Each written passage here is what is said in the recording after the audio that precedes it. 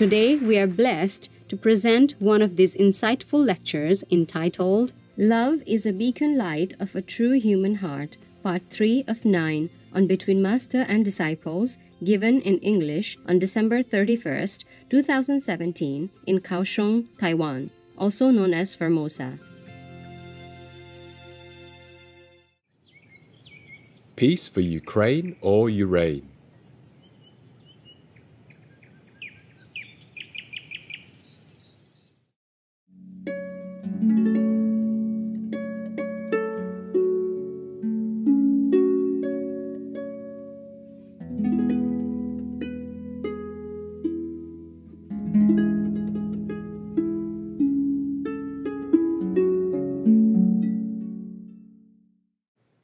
So if you have money, I advise you, give it away. Give some away at least. Give it to some charitable organization that you trust. Or go out, give to the poor people who you yourself believe really need. Or hire somebody to come with you, buy things to help the poor people. Help the people who need medicine. I don't tell you I'm better than anyone. The medicine, I complain, terrible. Yeah. Sometimes I scold myself. Imagine many people would die to get my medicine if they could, but they don't have a chance to get it. Even how bitter it is, if it cures the disease, they would be willing to take that bitter pill immediately. And here I am with so many doctors taking care of me. And I say, oh, this medicine is too bitter. I don't like it. I say that, but I still take it. I should be more grateful. And I know that also. But of course, I'm grateful. I thank them, of course. But when it touches my tongue and I forget, I forget that other people suffer and don't have the chance to take medicine the way I do. They don't even see a doctor in their whole life. You see? Of course, when I have time, I reflect on that and I change. It's just the human mind that reacts that way, yeah? But that doesn't mean that I don't know it's bad, okay? Yeah, you did that to me many times, all of you, so I vent it sometimes. So you get the same pill. See that? Huh? Everybody comes to me and tell me about their problems. How about my problem, huh? I also have the same human body, yeah? Okay? I have a lot of lousy helpers. Don't complain to me about your husband and wife. You chose your husband. You chose your wife. If you have problems, it's not my problem. Got that? Huh? So I also told you I'm stupid. I chose this job. And I work overtime. I overdo my job. If I just did like those gurus, famous gurus, I go very high. They have higher, much higher days. They say a few words or something and that's it. You don't have a chance to see them. Not so close. Maybe some, I don't know. Mostly not. Huh? Okay. Every Sunday, go to a big temple. Yeah, built with precious substances. And I'm living in a little wooden house and very grateful already. I keep thanking Kaohsiung many times because that house is built the way I like. It's just logically useful, It's nothing to be envied, it's just a wooden house, okay? And the ants profited from that many times, more than I did. I just came and lived here this is the second time or third time. I don't know for how long. This time is longer than last, up to now, but mostly the ants eat it. And then they have to build it again, because they did not protect the wood very well last time. In the beginning, they say they built only a small room, one room, with a little kitchen. And later the ants helped them to demolish it. And then they built again, and it began to get a little bigger.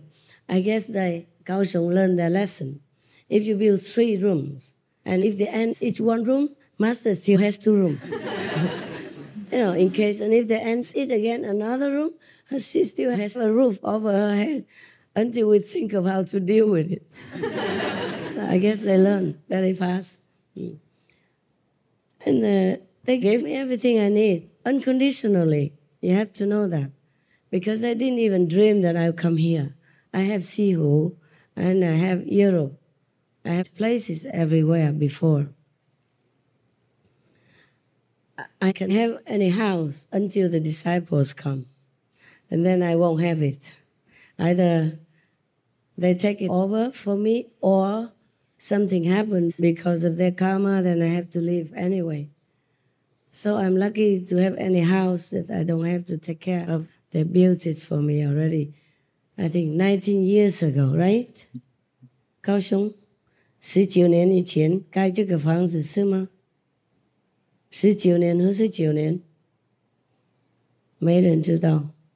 I haven't been here because I often go to Sihu's group meditation. I don't go to different small groups like in the beginning of my mission. So the ants demolish it and they build again, a little bigger. I have one kitchen, and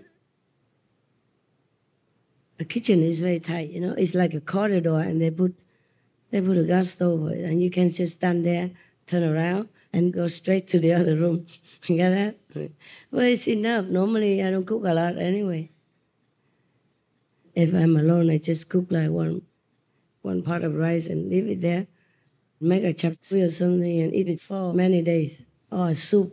It depends on what I have. Or just brown rice, sesame, and fruit, if I have. If I don't have fruit, I don't eat fruit either. What you don't have? You just? What? Don't eat. Correct. How do you know? How do you know everything? Whatever I have, I use. If I don't have, I don't use. That's very wise, no? Huh? What do you think? Yes. I'm worthy of being your master, no? Correct? Yes. They don't know language. A channel? What channel? For the Vietnamese? 104.1. 104 and 0.1. Oh, God. All right. 104.1. Hiểu chưa? Hiểu không? Biểu rồi, học tiếng Anh không chịu học. Hả? I told every one of you more than 10 years ago, learn English, no? No, nobody learned. Too busy getting married, making children, and earning money. Don't care what master says. It doesn't matter. English is so easy to learn, more easy than even your own language. I don't see any other language more easy than English. Very simple.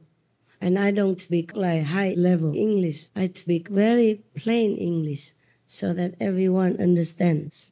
The same in Vietnamese, the same in Chinese. Even in my poetry, I don't try to make it flowery so that people think I am educated. I make poetry that goes straight to the heart when you listen. I don't make it for show. I explain the heart's feeling to another person's heart's feeling. So it's very simple. Simple language, like simple life, is the best. Because sometimes you read a book, a philosophical book or something, you read the whole page and you don't understand what it is getting at. Yeah, it's like that. They talk a lot. I don't know how they can write so many words for nothing. Wasting time to think, to write it down, wasting people's time to print it. But there's one good point about that. At least to give employment to the printing company and the bookshop. And it helps some people who have nothing better to do. They read that book again and again, passing the time. It's helpful in some way. Sorry, I take back my criticism before. It's helpful. If you write nonsense or anything, just write it. it helps somebody to have employment, somebody to pass the time. Even if they don't understand, they buy them, put them on the bookshelf. Big names, you know. Wow. The less they understand, the more valuable the book. Because nobody can say anything to criticize it. Nobody understands anything about it. So it must be something extraordinary. That means it's absolutely outside of humans' understanding. So it's something very special. So you see, it's a very funny world we live in. Huh? Something simple, they think is complicated. Something very complicated, they say, wow, that is a good thing. They worship it, you know what I mean? Yeah, it's funny sometimes. Sometimes I look at the world with different eyes, and I feel the world is really a funny place. Many things are simple, but no one understands them. And many things are complicated. I don't know if they understand or they just say they understand, but they like it. That's why the world is in the stage it is right now. Because we complicate our life. We waste our time on things that are not really important. Many times I've seen the way people do things. I wonder why they do it that way. Run around. Just like sometimes you people ask me questions. You don't go directly to the point. You run around in a circle until I had it. And I say stop. Because I don't know what's the point. Even if you sit there listening until tomorrow, you still won't know what he wants to ask. What is the question? You know, what's important? But this world is like this. No wonder not a lot of people are enlightened. And not a lot of masters would like to come here to teach.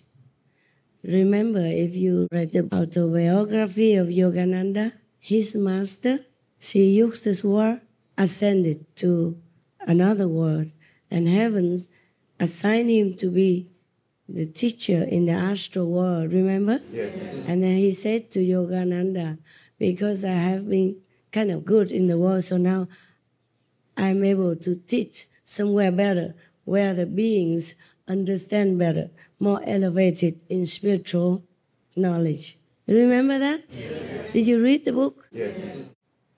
No, I guess just a handful of people read it. If you forgot that part, you go back and read again.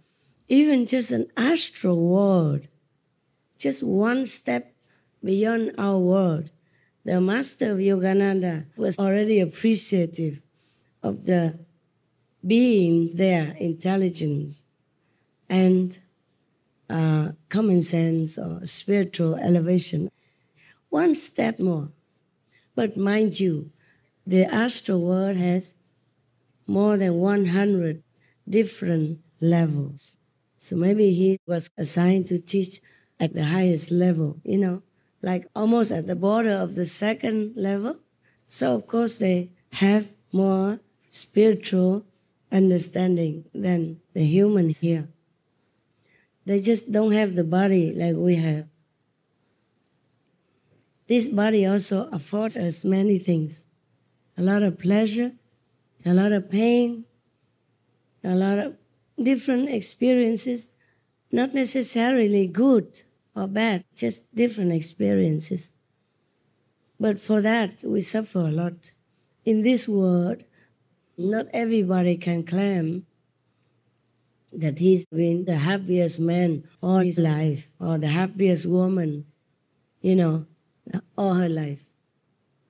Until the moment you leave this world, then maybe that's the happiest moment. But for most people, it's not. Most people, they think dying is a terrible thing because they're not prepared. I am preparing you, you see, for the time of departure, because then you're so used to it already, and maybe you're looking forward more or less to that time. And mostly master tell you in advance, so you take care of everything before you leave.